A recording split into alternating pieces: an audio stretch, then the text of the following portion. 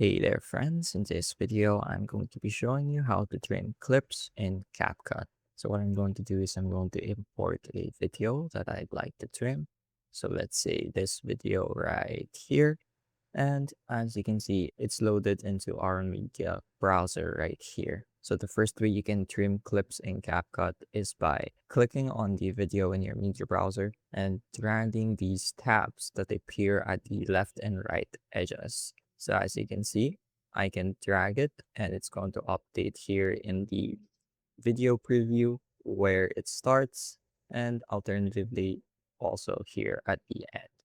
So let's say this is where I want the video to end. That's how I would do it. Another way you can trim videos is by dragging and dropping them into your timeline and then manipulating the edges there, the trim bars, as they are called there. So this allows for a bit more precise manipulation, and it also lets you see how long the clip is in your timeline.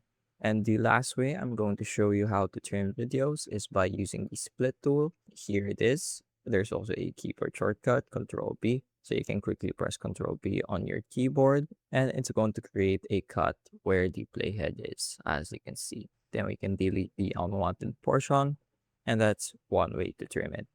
There's also the delete left and delete right, which is pretty self-explanatory, and these are pretty useful for when you quickly want to delete the whatever is at the left of the playhead and whatever is at the right of the playhead, as you can see. So that's how you can trim clips in CapCut. There are plenty of ways to do so. I highly recommend being familiar with these three buttons here: your split, your delete left, and your delete right, because they can save you a lot of editing time in the long run. So that's going to be it for this video. I hope I was able to teach you something new and something useful. And as always, thank you for watching.